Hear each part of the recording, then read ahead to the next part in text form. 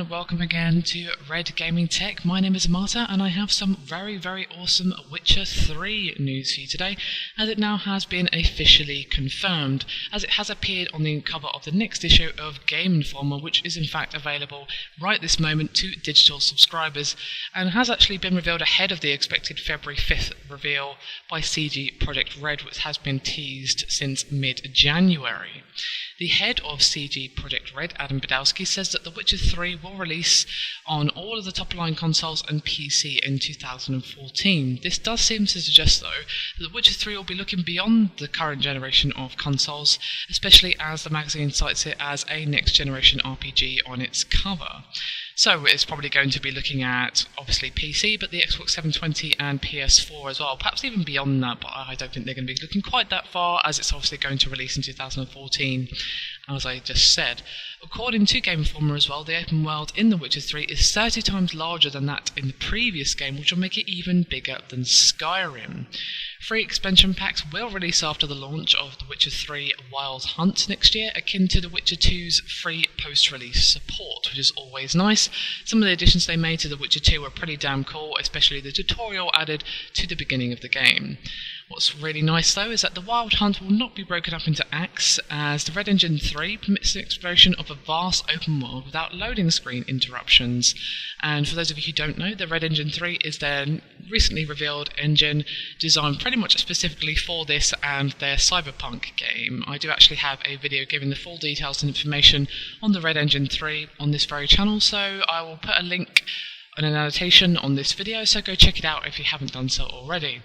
What's really cool as well is that enemies will not scale to Geralt's level, so you can wander into territory filled with monsters a bit too tough for you and will basically get your world destroyed, which is pretty nice. I always like that aspect of RPGs where you wander in an area you're not supposed to, get destroyed, come back when you've leveled up and just wreck their shit.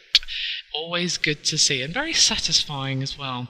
Along the way, you can expect to encounter NPCs and enemies in a dynamic world affected by unpredictable weather, including randomly generated storms and water physics while sailing. So they're really going all out and making every aspect of this world seem deep and, well, real and immersive. It sounds like it's going to be very interesting indeed. Fast travel will be included in the game, and Geralt can mount horses for both transportation and combat. Although I imagine that, as in pretty much every game ever, horse combat will not be all that interesting. Geralt will of course play the part of monster hunter and detective throughout his quests, which developer CDP claims will occupy more than 100 hours of your time, which is absolutely insane. He'll apparently have almost 5 times the amount of unique character animations too, so it's not just the game world that they're fleshing out, they're also fleshing out the characters too, which is pretty damn cool. Each new area of the game, Skellige, the metropolis of Novigrad, and No Man's Land, has its own story. Non-linear storytelling with branching paths dictates that avoiding the central plot of seeking out Geralt's lost love, Triss Merigold, will have ramifications. So basically you have to occasionally pick up the main quest, just to keep things fresh. In combat, you can interrupt attack animations to dodge or block, which will deplete your stamina. Dodging isn't a big somersault anymore, though. Geralt pivots to avoid attacks while maintaining the momentum of a fight. Enemy AI has been retooled as well, and QuickTime events are out entirely, so we can all raise our arms and shout in celebration over that one, because I'm pretty sure most of us out there absolutely despise QuickTime events. So, I have to say, this is looking so good. It really just sounds like this is going to be beyond awesome.